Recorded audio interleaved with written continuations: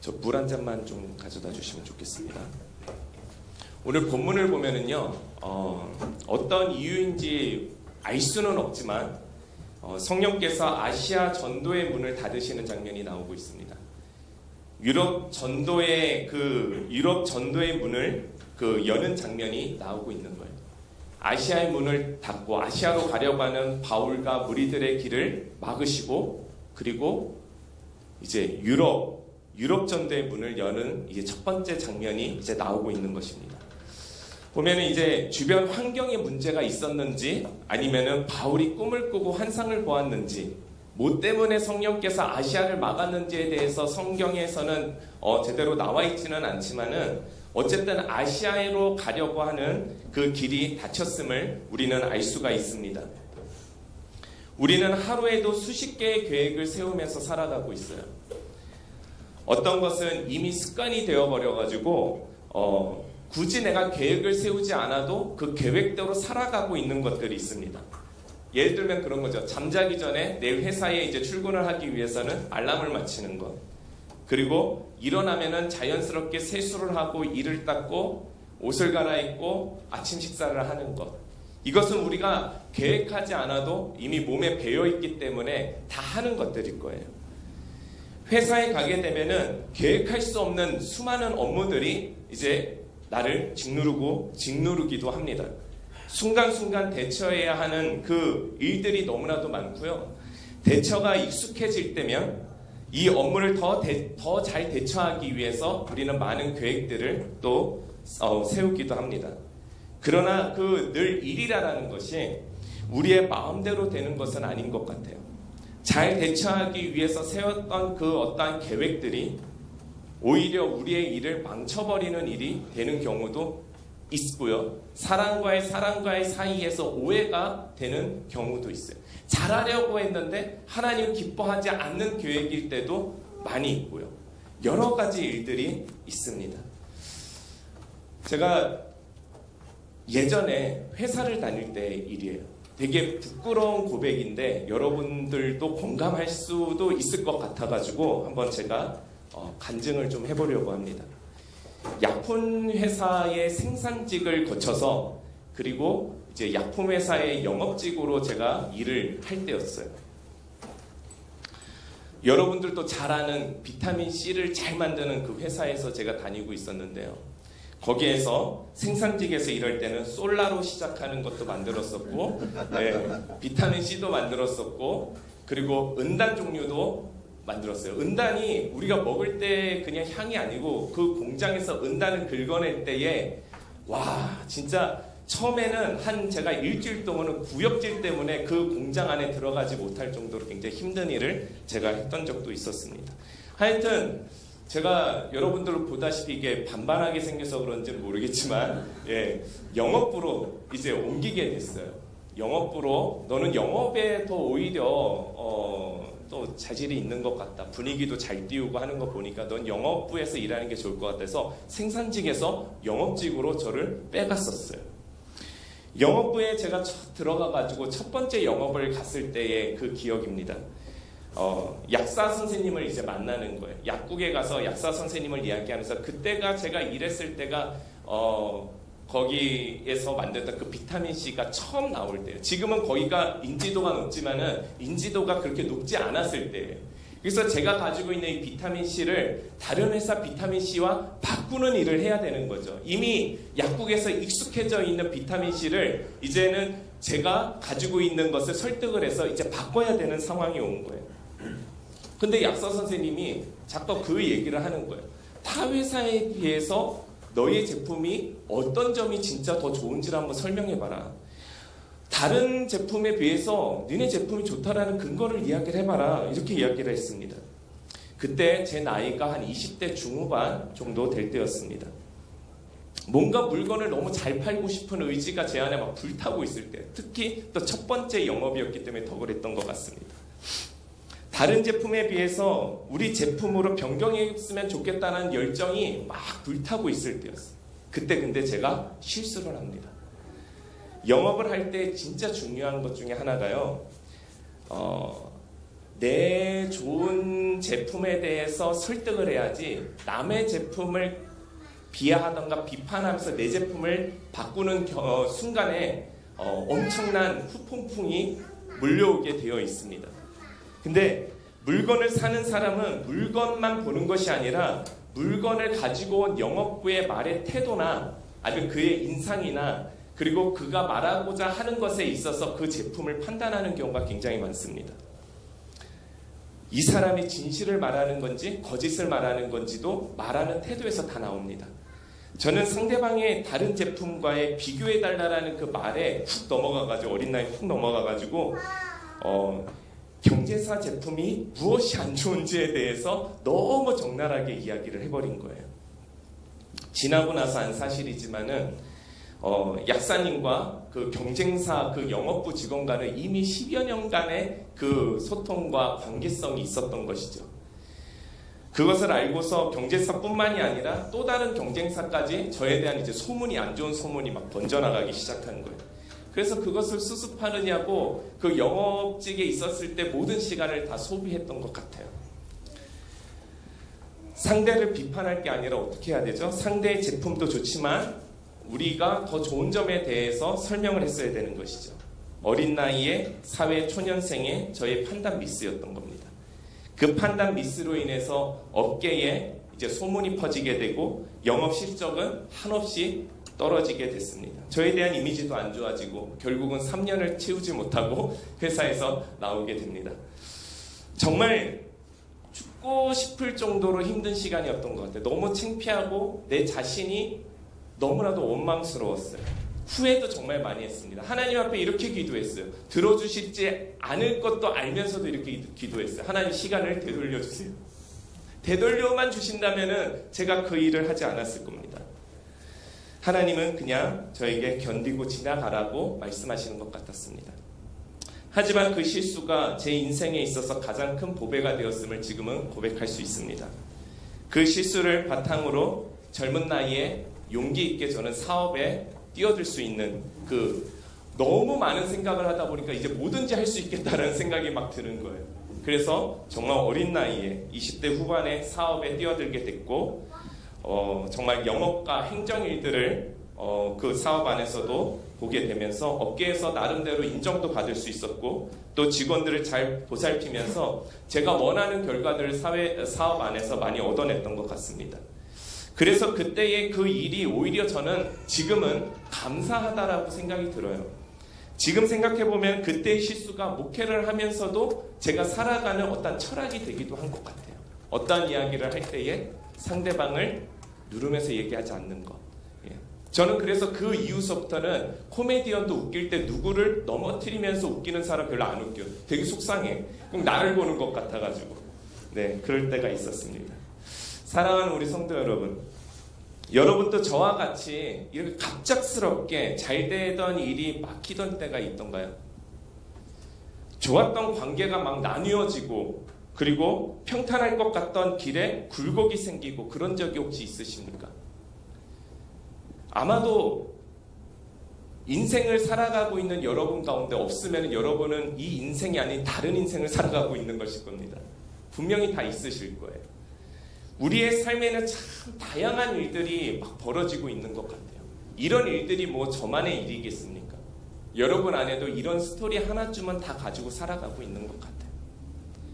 뭐 유학을 준비하다가 비행기가만 타면 되는 모든 준비가 끝났는데 이거는 그거예요. 저희 대학생 때 IMF라는 것이 처음 터져서 주변의 친구들이 유학 다 준비하다가 비행기만 타면 되는데 갑자기 군대를 가고 네. 그런 일들이 막 벌어졌었어요. 회사 이직을 다 준비했는데 가려던 회사에서 마음이 돌아서서 가지 못하게 되고 갑자기 낙동강 오리알이 되는 이 현실. 저희 공동체도 서로 합치는 과정에서 또 나가신 분, 또 이민 가신 분, 여러 형태의 분들이 있습니다. 그럴 때 우리가 느끼는 마음의 허전함과 아쉬움이 얼마나 큽니까? 이처럼 우리의 계획대로 되지 않는 일들이 지금도 우리의 일상에서 우리의 공동체 안에서 계속적으로 벌어지고 있다는 사실입니다. 우리가 납득되지 않고 인정하기 힘든 일이 우리의 인생에서는 다반사라는 사실이죠. 저희 어깨동무 학교를 하면서 저희 목사님들이 우리 아이들에게 꼭 가르쳐주고 싶은 것이 있습니다. 그것은 우리 아이들이 어떤 꿈을 꾸든지 그 꿈을 지지해주는 어른이 되고 싶어요. 의사가 되고 싶다? 너 공부 못하잖아. 이게 아니라 할 수 있다. 그래, 해보자. 그래, 뭐 우린 다 알죠. 또 바뀔 거라는 거. 자기도 현실을 직면하면 바꾸겠죠. 네. 그래서 우리는 그렇지만 지지해주는 거예요. 그래, 지지한다. 우리 목사님들은 너를 지지한다. 그러다가 좀 지나면 또 미수 선생님 칭찬 한 번만 하면은 디자이너가 되겠대요. 그러면 디자이너가 그래, 너 할 수 있다. 할 수 있다. 그래, 지지한다. 우리는. 근데 그렇게 하는 이유는 정말 간단합니다. 우리 학교는 아이들의 그런 좋은 커리큘럼, 그러니까 세상에서 유행하는 어떤 교육을 시켜가지고 세상에 빠르게 진출하는 것이 목적이 아니라 어떤 공부를 하든지 간에 그 공부를 끝까지 완주하고 어떤 공부를 하든 간에 그게 내가 예전에 배웠던 공부가 아니더라도 그 어른들이 지지해주고 인정해줬던 그 힘으로 인해서 그것을 극복하고 살아갈 수 있는 어떤 면역력을 높여주는 그런 일들을 하려고 하기 때문입니다. 앞으로 10년 뒤에는 지금의 교육의 형태가, 지금의 우리가 말하고 있는 교육의 형태가 완전히 없어질 수도 있습니다. 세상의 방식과 유행대로, 다시 말해서 부모의 치맛바람으로 아이들을 키워서는 이 급변하는 시대 가운데에서 아이들이 대처해 갈 수 있는 힘을 가질 수 없기 때문입니다. 이런 세상에서 아이들의 꿈이 자주 바뀌는 것은 자연스러운 현상입니다. 우리 때도 자주 바뀌었지만 지금 아이들은 더 자주 바뀌어야지 되는 거예요, 사실은. 너무 세상이 급변하기 때문에. 근데 저는 또 이런 생각을 해보는 거예요. 어쩌면 우리 어른들도 이런 변화의 인정을 원하면서 살아가는 것은 아닌지 모르겠다. 그런 생각을 해봅니다.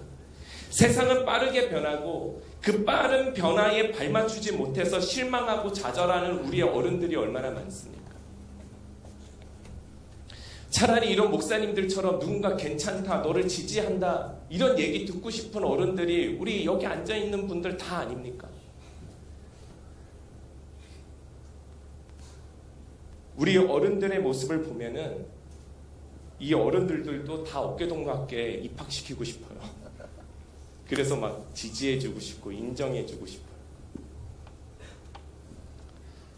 여러분, 하나님은 여러분에게 분명히 말씀하십니다. 우리가 아이들에게 이야기하는 것처럼 여러분에게도 말씀하십니다. 괜찮다.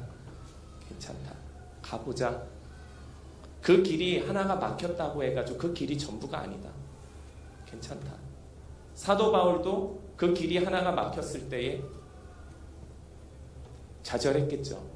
성경에는 다 표현하지 않았겠지만은 내가 가고자 하는 어떤 계획이 무너졌을 때 그랬겠죠. 그래도 사도 바울은 하나님의 성령의 그 음성을 들었던 것 같습니다. 괜찮다. 뜻이 있다. 다른 곳에 뜻이 있다. 뒤를 봐라. 그 유럽의 길도 있지 않니? 그곳 가운데 나의 계획이 있다. 가봐라. 괜찮다. 하나님은 여러분에게도 동일하게 말씀하시는 것 같아요. 괜찮다. 우리에게 실패라고 느껴지는 것이 하나님 보시기에는 실패가 아니라 또 다른 길로 인도해 주시는 하나님의 섭리라는 사실을 여러분 다 믿으셨으면 좋겠습니다. 우리는 이 길, 저 길 따라 살아가는 그런 사람이 아니잖아요. 세상은 이 길이 좋다 그러면 이게 유행이다. 여기 그러니까 이가서가라고 학원이 하나 있더라고요. 이 학원 여러분 아십니까? 한때 3, 4년 전에는 청담동에서 있었던 학원이에요. 부모들이 돈을 들고 이 학원에 입학시키기 위해서 줄을 섰던 학원이에요. 유행이 지났어요. 지금도 물론 사람이 바글바글하고 어떤 엘리트 교육을 독서 토론을 가지고 가르쳐주는 그런 학원이기도 한데 때에 따라 다 유행이 있죠. 그럴 때마다 애들 이것저것 시키는 것처럼 우리도 이런 길 저런 길 유행 따라 가는 그런 인생 아니지 않습니까?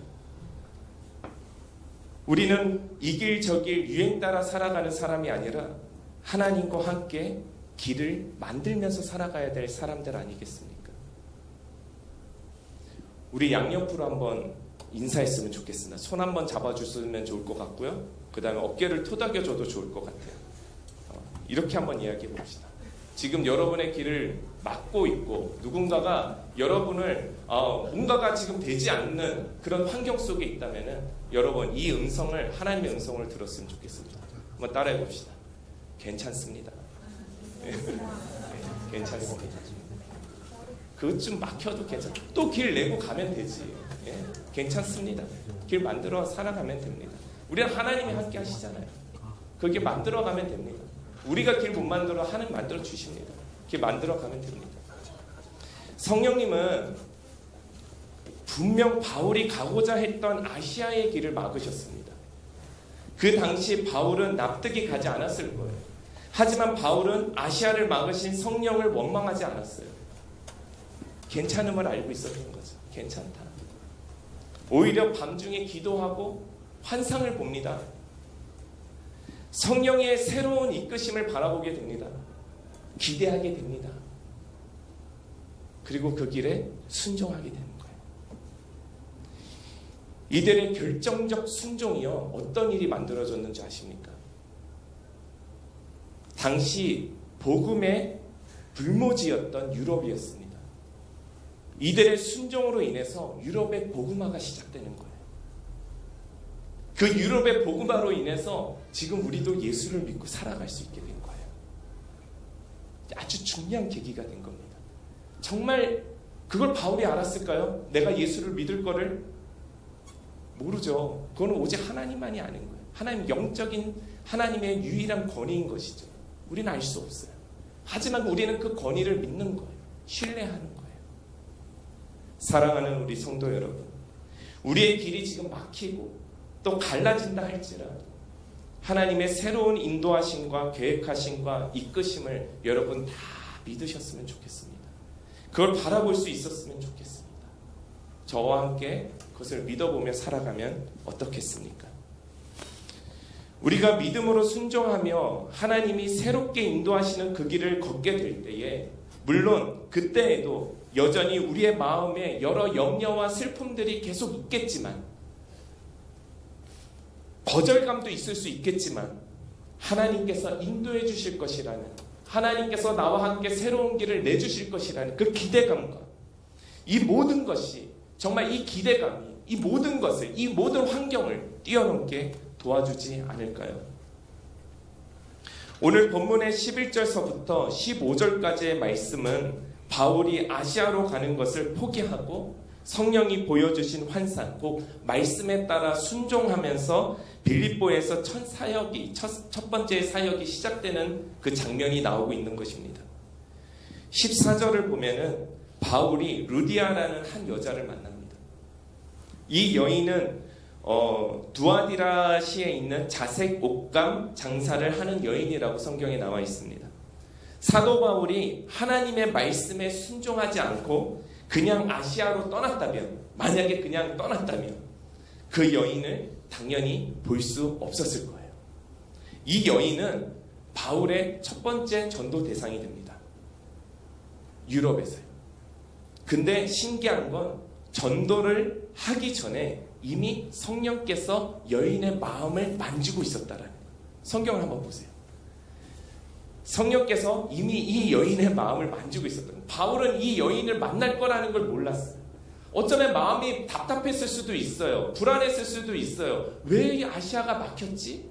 거절감이 있을 수도 있어요. 그렇지만 하나님이 보여주신 것을 순종하고 따라갔을 때에 성령께서는 이미 만나야 될 대상을 향해서 마음을 만지고 계셨다라는 거죠. 인도하고 있었다라는 것이죠. 14절 마지막 부분입니다. 마지막 부분입니다. 이거죠. 주께서 그 마음을 열어 바울의 말을 따르게 하신지라. 그 마음을 열었다라는, 그 여인의 마음을 열었다라는 거예요. 하나님의 말씀에 순종한 바울의 삶에 놀라운 일이 벌어지기 시작합니다. 자신의 노력이 아니라, 자신의 능력이 아니라 하나님의 능력이 이 여인에게 임함으로써 마음이 열리고 바울의 메시지를 듣게 됐다라는 것이죠. 저는 이 사실이 굉장히 중요하다고 생각해요. 특히 우리 목회자들에게 굉장히 중요하다고 생각해요. 내가 어떠한 언변과 어떠한 정말 뛰어난 설교로 여러분을 설득하는 것보다 하나님의 말씀대로 우리 공동체가 함께 순종하면서 살아가게 될 때 성령이 이곳 가운데 우리와 함께 하신다는 것이죠. 메시지의 질이 좋고 나쁘고가 문제가 아니라 성령이 우리와 함께 하느냐 함께하지 않지 못하느냐에 따라서 우리가 복음을 받아들이냐 받아들이지 못하느냐의 문제라는 사실이죠. 대부분의 사람들이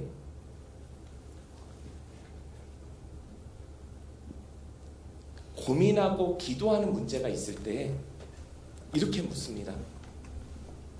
당신의 뜻대로 결정하겠습니까? 하나님의 뜻대로 결정하겠습니까? 라는 질문에 모두가 하나님의 뜻대로 선택해야 된다라고 생각을 해요. 이것은 우리의 주입식의 폐해죠. 하도 그렇게 들었으니까. 그렇지만 정말 그럴까요? 우린 정말 그런 삶을 살아가고 있습니까? 하나님의 뜻대로 살아가는 삶을 살아가고 있습니까? 그런 인생 다 살아가고 계십니까? 당장의 눈앞에 이익이 보이는데 내 눈앞에 지금 이익이 보이는데 하나님께서 아니다 멈춰라 라고 말씀하시면 진짜 멈출 수 있는 용기가 있는 사람이 여기에 몇이나 될까요? 저를 포함해서. 눈앞의 화려함 때문에 하나님의 음성을 우리는 놓치고 있지는 않을까요? 물론 자신의 선택은 굉장히 중요합니다. 하지만 그 선택은 자신의 이익과 욕망이 아니라 하나님의 진리의 말씀 안에서의 선택이 되어야 될 줄 믿습니다. 그것이 하나님의 말씀대로 순종하며 살아가는 그리스도인들의 삶이 아닐까요? 출애굽기를 보면은요, 하나님께서 모세를 통해서 이스라엘 백성을 출애굽하는 장면이 쭉 나오고 있는 그 스토리를 적어놓은 거예요. 익숙했던 애굽 땅을 떠나서 광야에서의 40여 년, 그리고 하나님께서 약속하신 젖과 꿀이 흐르는 그 가나안 땅으로 가는 길에 밤에는 불기둥, 낮에는 구름기둥, 배고프다 그러면 만나와 메추리까지 하나님이 내려주십니다. 그러나 수많은 백성들이 하나님을 원망하죠. 먹여주는데, 인도해주는데, 하나님 약속까지 했는데, 광야에 들어서고 끝이 보이지 않는 광야에서의 삶을 원망하는 그 백성들은 다시 애굽의 때가 더 좋다고 돌아서는 백성들이 나타나기 시작합니다. 결국은 광야에 벌어지고 낙오가 되어서 무리에 이탈하게 되고 공동체를 이탈한 백성들은 광야의 뜨거운 햇볕에 목말라 타서 죽게 됩니다. 뿐만 아닙니다. 내려주신 만나가 하루만 지나버리면 상해버리는 거예요. 모아둘 수가 없는 거예요. 왜 그랬을까요? 왜 하나님은 하루가 지나면은 만나를 상하게 했을까요? 하나님을 의지하라는 뜻이죠. 그런 뜻인데 우리의 버릇이죠. 저전하고 저축하고 우리 가정, 나만을 위해서 저축하고 절대 나눌 수가 없는 거예요. 우리 인간의 본성이 원래 그래요. 저와 여러분이 나쁜 게 아니라 우리가 그래요. 그래. 정말 그런 인생 우리 살아가고 있습니다. 그런데 그 하나님의 그 뜻을 알지 못하는 백성들은 하나님을 원망합니다. 또 뭡니까? 모세가 하나님을 만나서 계명을 받을 때 백성들은 불안해하면서 서로가 가지고 있는 금들을 모으고 송아지 우상을 만들어서 그것이 하나님이라고 하면서 섬기기 시작합니다. 우상 숭배를 하기도 했습니다. 40년 내내 하나님께서 이스라엘 백성들하고 동행을 하셨지만은 가나안 땅 첫 정복을 위해서 정탐꾼을 보냅니다. 모세가 보내나 여호수아와 갈렙 외에는 뭐라고 얘기합니까? 절대로 우리는 이 싸움을 이길 수 없습니다. 결국 그렇게 도착한 땅, 1세대들은 들어가지 못한 그 땅은 어떤 땅이었습니까? 2세대들, 1.5세대들이 가나안 땅을 들어갔더니 젖과 꿀이 흐르는 땅이었습니까? 진짜 그 땅이 막 진짜 풀이 무성하고 막 물이 막 흐르고 막 우리가 얘기했던 새 에덴 동산 같은 그런 땅이었습니까? 아니었어요. 아주 척박한 땅이었어요. 그 가나안 땅. 돌들이 무성한 땅이었다라는 것이죠. 이쯤 되면 우리 하나님 사기꾼 아닙니까? 네. 하나님 믿고 40년 동안 그렇게 따라왔는데 젖과 꿀이 흐른다면서 이게 돌밖에 없는 이 땅을 우리에게 주신 이 하나님 뭡니까? 우린 이 부분에서 하나님을 원망하고 있는 거예요. 하나님 앞에 우리는 불평을 하고 있는 거예요. 지금 이 맥락에서. 그런데요, 놀라운 사실이 벌어집니다.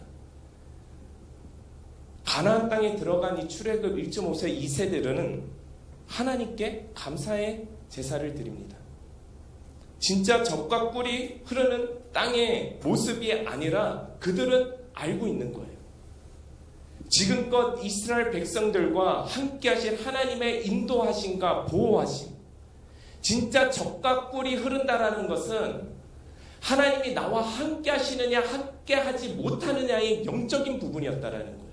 내가 너희와 함께 하겠다라는 것 자체가 젖과 꿀이 흐른다라는 거예요. 하나님이 없는 젖과 꿀이 흐르는 이 유토피아를 우리가 만든다고 해서 우리 가운데 어떤 영광과 우리에게 어떤 구원이 있습니까? 우리가 지금 좀 가난한 길을 걸어간다고 할지라도, 어려운 길을 걸어간다 할지라도, 앞에 막힘이 있다 할지라도 하나님께서 나와 함께 하시는 그 길을 걸어가게 될 때에 진짜 젖과 꿀이 흐르는 그 땅 가운데 우리가 누리고 볼 수 있고 경험할 수 있게 되는 것 아니겠습니까?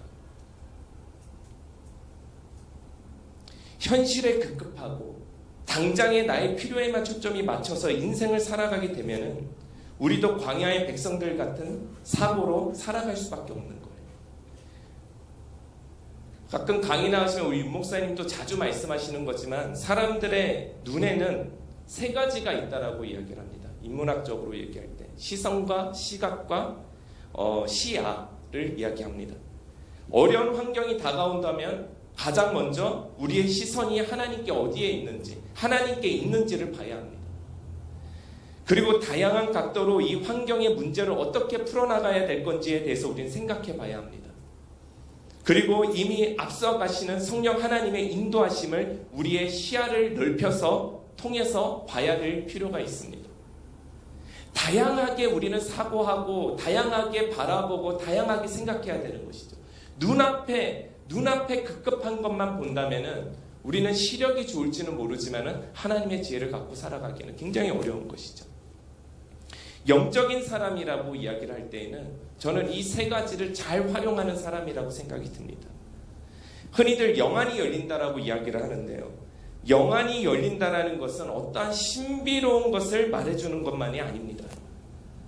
영안은 성령이 다양한 눈으로 세상을 볼 수 있게 지혜를 주시는 거예요. 우리 그리스도인은 성령을 받은 사람입니다. 여러분과 저는 성령 받은 사람입니다. 믿으십니까? 아멘? 네. 다 성령 받은 사람입니다. 우리 예수 그리스도를 믿고 성령을 받아서 온 유대와 사마리아 땅끝까지 증인이 되기 위해 이 자리에 다 서 있습니다. 우리의 영의 귀가 열려야 합니다. 영의 입으로 우리는 말해야 합니다. 영의 눈으로 살아가야 합니다. 그래야 하나님의 살아계심과 역사하심을 우리의 삶 가운데 경험하면서 살아갈 수 있게 됩니다. 성령과 함께하는 삶을 살았던 누가는 성령께서 루디아라 하는 한 여자의 마음을 열었음을 알고 있었다라는 거예요. 누가가 지금 바울과 무리들 가운데에서 지금 루디아가 전도 지금 전도를 당하는 게 뭐예요? 전도를 하고 있는 것을 전도하고 있는 그것을 지금 보고 있는 거죠. 그때 누가는 정확하게 얘기하는 거예요. 성령이 와서 그들의 마음을 열었다라는 거예요. 그걸 볼 수 있어야 되는 거예요. 우리도.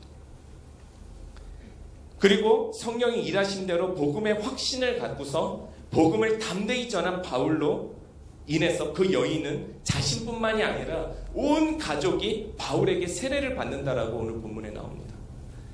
이 루디아 여인은 이방 지역의 첫 회심자가 되는 거예요. 그리고 사도 바울의 절대적 후원자가 돼요. 그 루디아의 후원으로 가지고서요 마게도냐 선교가 사도 바울을 통해서 이루어지기 시작한다는 거예요.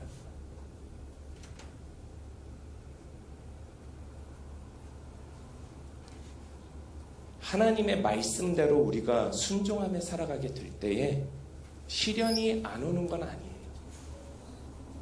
오히려 더 많은 방해들이 있을 거예요. 사단이 가장 싫어하는 것이 뭔지 아십니까? 하나님 말씀에 순종하는 삶이에요. 우리 에덴 동산에서도 첫 번째 원죄의 시작점이 어디에서 시작됩니까? 하나님이 보지도 말고 만지지도 말고 먹지도 말아라고 말씀하셨던 그 말씀에 불순종함으로써 인간의 원죄가 시작되는 거예요. 사단은 우리가 하나님의 말씀대로 순종하며 살아가는 그 모습을 가장 싫어합니다. 오히려 여러분이 하나님의 말씀대로 순종하려고 하면은 더 많은 방해들이 있을 거예요. 어려움들이 있을 거예요. 하나님의 말씀대로 살아가기로 마음먹은 성도들의 삶에는 항상 사단이 득실거릴 수밖에 없어요. 기도 많이 할수록 사단의 방해는 더 많을 수도 있겠죠. 우리가 하나님의 뜻 가운데 순종하려고 할수록 수많은 방해들이 있을 수 있겠죠. 오늘 본문의 16절부터 마지막 절까지 이야기는 귀신 들린 여종의 이야기입니다. 바울과 무리들은 기도하는 곳에 가다가 점치는 귀신 들린 여종을 만나게 되는 장면이에요. 점을 치고 주인에게 큰 이익을 가져다 주는 여인이었습니다. 귀신이 놀랍게요 하나님의 자녀를 알아보는 장면이에요. 그리고 이렇게 외칩니다. 이 사람들은 지극히 높은 하나님의 종으로서 구원의 길을 너희에게 전하는 자라. 제가 예전에 청년 때에 강원도 지역 선교를 갔는데 그 강원도 그 광산 그 촌에는요 그 노름에 빠진 사람과 무속신앙에 빠진 사람들이 굉장히 많아요. 실제로 무당 복장을 안 하지만 집에 막 살고 있어요. 그래서 저는 무당인지를 모르고 전도하러 들어갔는데 그 무당이 저를 보고 예수 믿는 사람인지 바로 알아보더라고요. 이야기를 하더라고요. 그래서 깜짝 놀랐어요. 어떻게 알았지? 그러니까 귀신도 하나님의 자녀를 알아보는 거예요. 오늘 그 장면이 바울에게 이렇게 말하는 거예요. 이 사람들은 지극히 높은 하나님의 종으로 구원의 길을 너희에게 전하는 자라 라고 소리를 칩니다. 사도 바울이 복음을 전하러 갈 때마다 계속 따라다니는 거예요. 그러면서 소리치는 거예요. 바울이 전도하려고 그러면은 옆에 와서 이 사람은 지극히 높은 하나님의 하나님의 종으로서 구원의 길을 너희에게 전하는 자라 하면서 소리를 지르는 거예요. 얼마나 꼴보기 싫겠어요. 다 아는데. 한마디로 복음을 전하는 데 있어서 이제 방해를 하기 시작하는 거예요. 우리도 이제 막 뭔가를 한번 해보려고 하면은 막 여러 가지 막 그렇죠. 아침에 일어나서 큐티를 좀 하려고 그러면은 알람이 그날 따라서 늦게 울린다던가, 그렇죠? 정시에 울렸는데 내가 착각하는 건지 진짜 늦게 울리는 건지 막 그런 일들이 벌어져요. 막 교회로 막 나오려고 그러는데 갑자기 막 부부싸움을 이루느냐고 교회 막 늦게 되고 막 여러 가지 일들이 우리에게 막 벌어질 수가 있어요. 그런 영적인 일이라고 표현하지 않아도 될 만한 일들이 막 벌어지고 있는 거예요. 막 몸이 아프기 시작하고. 어쨌든 하나님의 말씀대로 우리가 살고 증거하며 살기로 마음을 먹게 되면은 꼭 여러 가지의 시험거리들이 우리 가운데 막 생기기 시작한다는 거예요. 오늘 하루만 좀 안 할까? 하지 말까? 서부터. 막 이런 일들이 우리 가운데 있어서는 안 되겠지만은 막 교회 오는 길에 접촉사고가 난다던가. 그러면서 마음이 막 불편해지고 화가 나는 거예요. 이게 결국 뭡니까? 좋았던 사이가 나빠지기도 하고 오늘 꼭 들어야 할 말씀을 듣지 못하고 몸이 아프기도 하고 이 모든 것을 우연이라고 말해도 이상하지 않을 정도의 일들이 벌어지는 거예요. 그러니까 이것이 우연이다라고 말할 수 있을 만한 일들이 벌어지는 거예요. 그래서 우리는 그냥 그거를 우연으로 넘겨버리는 경우가 굉장히 많죠. 사도 바울을 따라다니는 귀신 들린 여자도 그랬다라는 거예요. 그의 말이 잘못된 것이 아니라 그 안에 있는 그 귀신이 잘못된 것이죠. 나쁜 것이죠. 18절의 후반부의 부분입니다. 이렇게 말합니다. 바울이 심히 괴로워하여 귀가 너무 아픈 거야. 하도 소리 지르니까 괴로운 거예요. 그래서 괴로워하면서 딱 돌이켜서 그 귀신에게 이르되 그 다음 뭐라고 말하죠? 네, 예수 그리스도의 이름으로 내가 내게 명하노니 그에게서 나오라.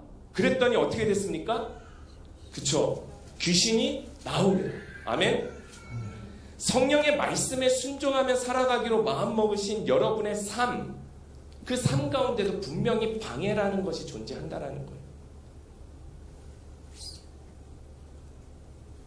그럴 때 가장 먼저 내 마음의 시선이 주님을 향하고 있는가를 점검해야 돼. 정말로 내 마음의 중심이, 내 눈이, 내 영이 주님을 바라보고 있는가. 첫 번째, 그것을 점검해야 돼요. 내가 마귀의 유혹에 넘어갔는가를 구별하기 위해서. 내가 그것이 이제 정리가 됐어. 근데 내가 시선이 하나님 앞에 가까이 가지 못한 것이 있구나. 그렇다면 우리의 죄를 하나님 앞에 뉘우치고 나아가면 돼요. 그리고 내가 정확하게 하나님 앞에 시선이 되어 있다. 그러면은 이렇게 기도를 하는 겁니다. 예수 그리스도의 이름으로 명하노니 하나님의 길을 걷는 나를 방해하고 넘어지게 하고 내 마음의 분노와 내 마음의 근심과 염려로 가득 채우려고 하는 어두운 영들은 예수의 이름으로 떠나갈지어다. 선포하는 거예요. 그리고 어떻게 해요? 우리는 예수 그리스도와 함께 걷던 길을 계속 걸어가면 되는 거예요. 마귀의 괴계를 잘 분별하기 위해서는 기도하는 삶이라는 것을 우리가 놓쳐서는 안 되는 것이죠. 늘 기도하고 기도로 깨어서 살아가는 삶을 살아가야 될 줄 믿습니다. 기도를 할 때에 우리의 마음을 하나님께서 잘 정리해 주시고 무엇이 너희를 그렇게 힘들게 하는지, 너희가 무엇으로 인해서 그렇게 반복적인 죄를 지을 수밖에 없는지 기억나게 하시고, 하나님 앞에 십자가 앞에 나아가서 우리가 계속적으로 무릎 꿇고 하나님 앞에 기도하고 때로는 눈물로 하나님 앞에 호소하는 시간들을 성령께서 갖게 해주실 거라는 사실이죠. 사랑하는 우리 심플교회 성도 여러분, 지금 우리가 살아가는 이 세상은 많은 방향의 길을 제시하고 있습니다. 어느 길로 가야 됩니까? 요즘 베스트셀러만 보면 헷갈려 죽겠어요. 어떤 사람은 이 길로 가라고 그러고, 어떤 사람은 저 길로 가라고 그러고, 어떤 사람은 뒤로 가야 된다고 그러고, 어떤 사람은 너무 복잡한 세상 속에 살아가고 있습니다. 그거 다 읽으려니까 머리가 혼탁해져서 이제 베스트셀러 말고 오히려 고전을 읽어야 되고 역사를 봐야 되겠다는 생각이 오히려 더 들더라고요. 너무나 자극적이고 유행에 민감한 시대를 우리는 살아가고 있어요. 리더는 많으나 바른 길을 제시한다고 믿을 만한 사람이 많지 않습니다. 오히려 많은 정보들이 우리의 마음을 계속적으로 혼탁하게 하고 있어요. 예전에 비해서 지금은 정말로 말씀이 풍성한 시대를 살아가고 있습니다.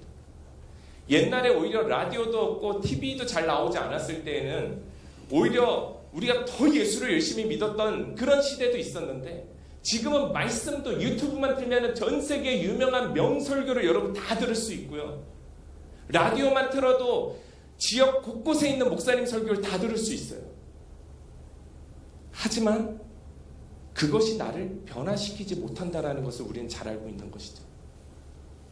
내가 많이 듣는다고, 내가 많이 안다고 내가 변화되는 거 아닌 것 같아요. 그것이 오히려 복음의 본질을 흐리게 하고 내 생각과 마음을 흐트러 놓는 역할을 하기도 하는 것 같습니다. 이럴 때일수록 우리는 마음과 정신을 좀 바르게 할 필요가 있는 것 같아요. 자, 우리 정신 차려봅시다.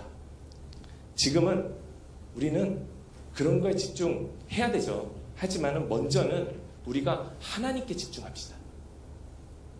무수한 이야기들에 현혹돼서 따라가는 삶이 아니라 진짜 내 중심이, 내 시선이, 내 시각이, 내 시야가 하나님 안에서 얼마나 자유로운지를 우리가 좀 점검해 봤으면 좋겠어요.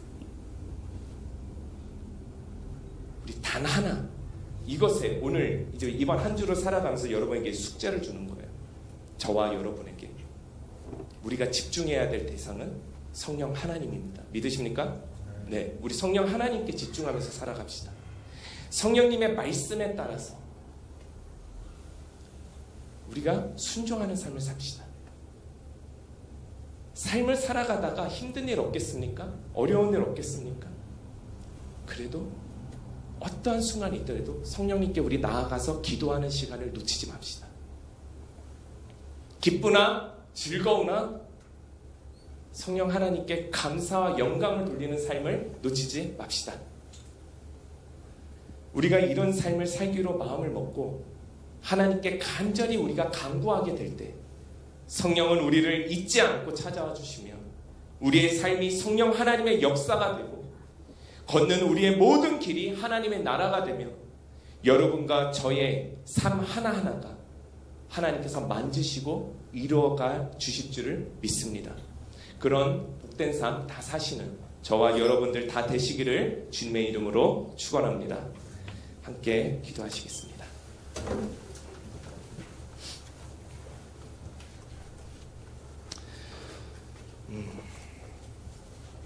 우리 이렇게 하나님 앞에 기도하며 나아갔으면 좋겠습니다.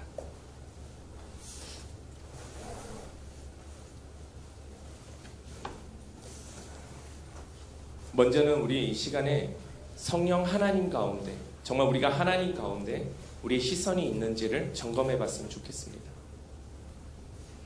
때로는 우리의 길이 가로막히고 때로는 우리가 원치 않은 길을 가야 될 때도 있습니다. 하지만 중요한 것은 이건 것 같아요. 그 길 가운데 하나님이 나와 함께 하시는 것. 그것을 여러분이 기억할 수 있고 생각할 수 있다면 순종하십시오. 그 길 가운데 하나님의 역사가 있을 것입니다. 울디아라는 여인의 마음을 만지셨던 그 성령님처럼 먼저 가셔서 우리의 길을 예비하시고 우리의 길을 인도해 주시는 그 성령의 말씀 따라 우리가 순종하는 삶을 살 수 있으면 좋겠습니다. 하나님, 그런 삶 살 수 있도록 저를 도와주시옵소서. 내 마음에 있는 근심과 정말 염려와 내 삶의 무게를 이 시간에 주님 앞에 내려놓습니다. 하나님, 나를 받아주시옵소서. 나의 길을 인도하여 주시옵소서. 지금 이 순간서부터 하나님께서 나에게 말씀하시는 그 모든 것 가운데 이제 순종하는 연습을 하려고 합니다. 처음부터 잘 되지는 않을 거예요. 하지만 그 길을 걸어가겠습니다. 하나님이 계신 그곳이 하나님 나라이고 하나님 계신 그곳이 천국임을 기억하고 하나님 그 길을 걸어가겠습니다. 하나님, 나를 인도하여 주시옵소서. 나를 인도하여 주시옵소서. 또한 이렇게 외칩시다. 내가 이렇게 순종하고 하나님 앞에 나아가려고 하는데 우리의 마음에 혼탁하게 하고 마음을 불안하게 하고 아니야, 그 길로 가지마 라고 우리에게 속삭이고 야, 됐어, 좀 더 자, 좀 더 누워있어, 아무것도 하지마, 너 수고했잖아, 너 인생 그것만으로도 충분히 벅차, 계속 속삭이면서 하나님 앞에 나아가지 못하게 하는 그 어둠의 영들, 오늘 바울이 선포했던 것처럼 선포합시다. 예수 그리스도의 이름으로 명하노니 이 어둠의 영들은 예수의 이름으로 떠나갈지어다. 이렇게 선포하면서 함께 기도하며 나아가도록 하겠습니다. 기도하시겠습니다.